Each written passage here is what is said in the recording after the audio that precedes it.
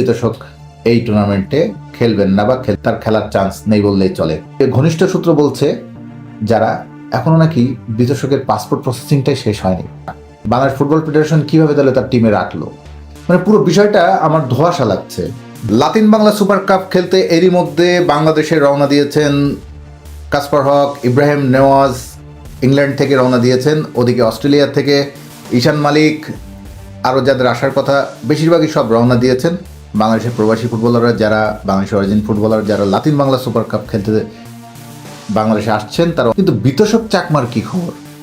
বিতর্ক চাকমা কি বাংলাদেশে আসছেন লাতিন বাংলা সুপার কাপ খেলতে?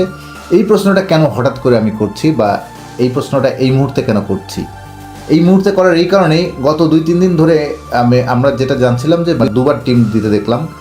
বাংলাদেশ ফুটবল ফেডারেশনের টিমটা করে দিচ্ছে লাতিন বাংলা সুপার কাপে বাংলাদেশ নামে যে দলটাই খেলবে তাদের টিমটা বাফুপেই করে দিয়েছে। প্রথম টিমেও বিতর্ক চাকমা ছিল, পরের টিমে যে চেঞ্জটা দেখলাম সেই চেঞ্জ টিমেও বিতর্ক চাকমা আছেন। মানে বাফুপের পাঠানো তালিকাতে বিতর্ক চাকমা আছেন, এমনকি আয়োজকেরাও বলছেন বিতর্ক চাকমা আসবেন, খেলবেন।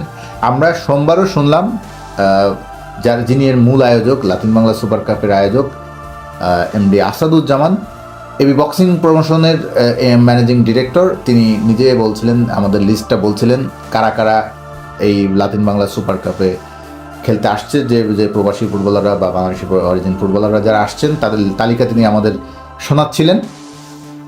সেখানে তিনি বিতর্ক চাকমার নামটা কিন্তু সবার আগে বললেন।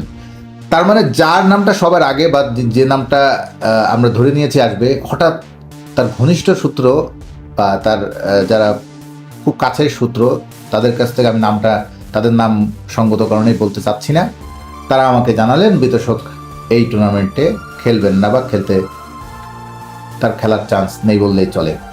আমি খুবই অবাক হলাম, কেন চান্স নেই? প্রথমত বিতর্ক চাকমা নাকি চান বাংলাদেশ জাতীয় দলে খেলতে, জাতীয় দলের বাইরে বাংলাদেশ ফুটবলের আর কোনো দলে তিনি অন্তর্ভুক্ত হতে আগ্রহী নন।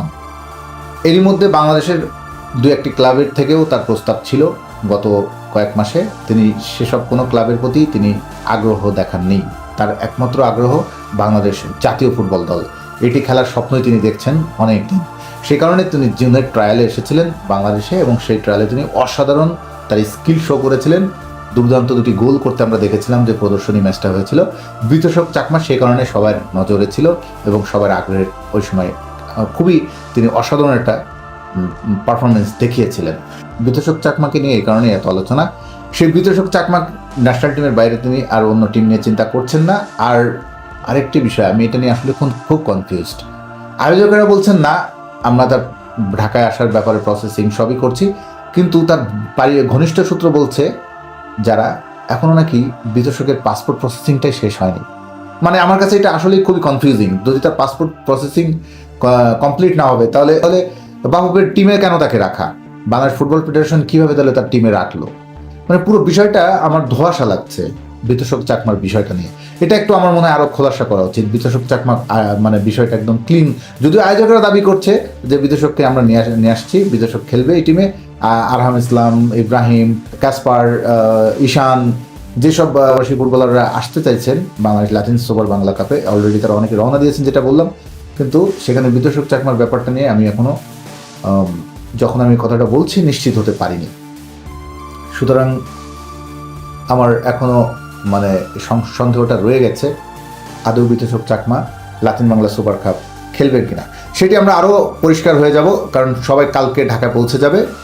সব খেলোয়াড়েরা বাংলাদেশে যারা আসছে ঢাকা বাইরে থেকে, দেশের বাইরে থেকে, তারা কালকে পৌঁছে যাবেন এবং আয়োজকেরা তাদেরকে খুব ভালোভাবে অভ্যর্থনা জানানোর সব প্রস্তুতি নিয়ে রেখেছেন বলে আমাদের জানালেন এমডি আসাদুজ্জামান, যিনি এই লাতিন বাংলা সুপার কাপের মূল আয়োজক। দেখা যাক সেই যারা আসছেন, নিশ্চয়ই যারা আসবেন সবাই তো 2 ডিসেম্বরের মধ্যেই সবাই চলে আসবেন, কারণ 3 ডিসেম্বর থেকে সবাই প্র্যাকটিসে নেমে যাওয়ার কথা। বাংলাদেশ প্রস্তুতি শুরু করবে। ওদিকে এই দলটার যিনি কোচ গোলাম রব্বানী ছোটন, তিনি চীনে গিয়েছিলেন তার দল আন্ডার-17 দল নিয়ে, যে দলটি এই যে মাত্র এএফসি এশিয়ান কাপ আন্ডার-17 বাছাই খেলে এবং সেইখানেও বাংলাদেশের ছেলেরা ব্যর্থ হলো এশিয়ান কাপের যোগ্যতা অর্জন করতে। চীনের কাছে 4-0 গোল খেয়েছে গোলাম রব্বানী ছোটনের অধীনে যে দলটা খেলেছে। এই গোলাম রব্বানী ছোটন ভাই, যিনি বাংলাদেশের নারী ফুটবলেও অনেক বড় সাকসেস এনে দিয়েছিলেন, কিন্তু এজ লেভেল ছেলেদের ফুটবলে এখনো পর্যন্ত তার হাতে আমরা বড় কোনো সাকসেস দেখিনি। তার অধীনেই খেলবে হচ্ছে লাতিন বাংলা সুপার কাপে বাংলাদেশ দলটি, কেমন করে সেটাই দেখা। তার চেয়ে বড় কথা যে প্রবাসী ফুটবলাররা অনেক আশা নিয়ে আসছেন, তাদেরকে তিনি কিভাবে খেলান, কিভাবে গেম টাইম দেন, এটাও কিন্তু আমরা অধীর অপেক্ষায় দেখার অপেক্ষায় আছি। কিন্তু সেই সব কথার আরেকটা শেষ কথায়, বিতর্ক চাকমা আসছেন তো, এই প্রশ্নটার উত্তরটা কিন্তু মেলেনি।